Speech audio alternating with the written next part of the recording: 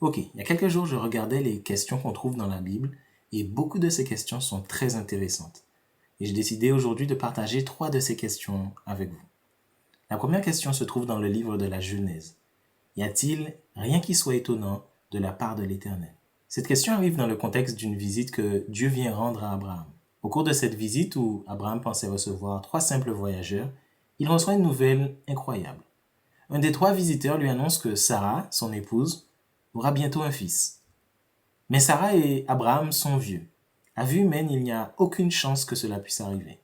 Et Sarah, qui écoute au coin de la porte, se met à rire. C'est à ce moment-là que Dieu dit, y a-t-il rien qui soit étonnant de la part de l'Éternel? Cette question met en lumière la toute-puissance de Dieu. Elle met aussi en lumière la confiance que nous sommes invités à lui manifester. Dieu n'est pas limité par nos circonstances. Sarah rit parce qu'elle se dit, c'est impossible. Mais Dieu souligne que rien ne devrait nous étonner venant de lui. Alors qu'est-ce que cette question nous communique aujourd'hui? On peut traverser des situations qui nous semblent sans issue. Un problème de santé, un problème de famille, un problème de harcèlement. Il est possible qu'on se dise c'est trop compliqué, ou alors c'est mort, ça n'arrivera pas. Mais Dieu nous rappelle qu'il est capable de renverser les situations, de guérir ceux qui sont malades, de réparer ce qui est cassé. Ça ne veut pas dire que Dieu fera tout ce qu'on veut comme un génie dans une lampe, mais nous sommes invités à ne pas mettre Dieu dans une boîte. La question y a-t-il rien qui soit étonnant de la part de l'Éternel est une question qui nous invite à dépasser nos limites humaines pour faire confiance à la toute-puissance de Dieu. Nous avons l'occasion de faire la même expérience que Sarah.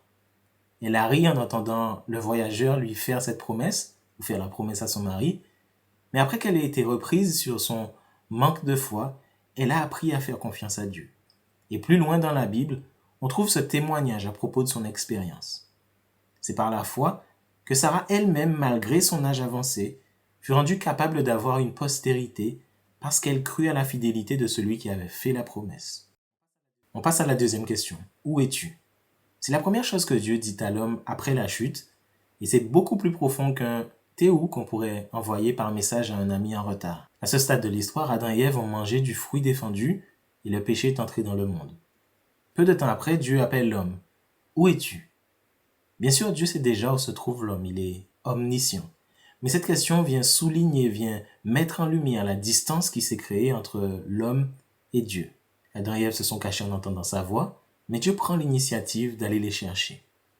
On entrevoit déjà la grâce de Dieu qui ne nous abandonne pas à notre propre sort, qui ne laisse pas Adam et Ève dans leur isolement, mais qui les appelle et qui veut les rappeler à lui.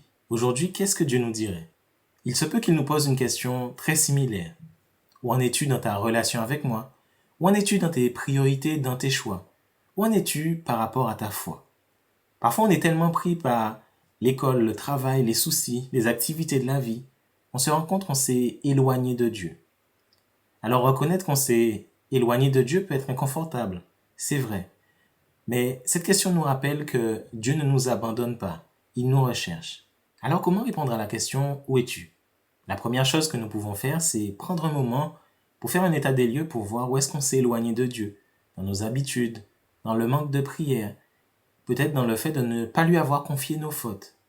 La deuxième chose que nous pouvons faire, c'est de répondre à son appel par la prière, par la lecture de sa parole, et aussi par le fait de lui confier ce qui nous accable, ce qui nous préoccupe. La prochaine fois que vous aurez l'impression ou une sensation de distance entre Dieu et vous, rappelez-vous de cette question, où es-tu? Et n'oubliez pas que Dieu nous cherche et il désire nous ramener à lui. On arrive maintenant à la troisième question. Veux-tu poursuivre du regard ce qui va disparaître? En réfléchissant à cette question, je me suis imaginé à la place de quelqu'un qui regarderait avec beaucoup d'attention, qui poursuivrait quelque chose qui lui semble essentiel à son bonheur, à son succès par exemple.